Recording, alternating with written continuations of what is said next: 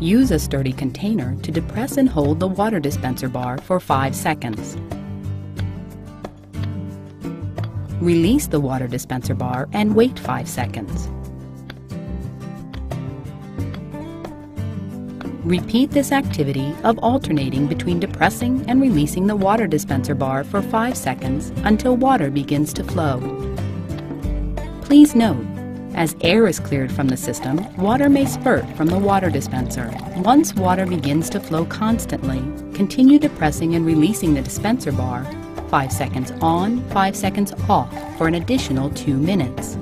This process will produce a large volume of water, likely more than a drinking glass can hold. To avoid overflowing the container, you may empty it during any of the 5-second off intervals.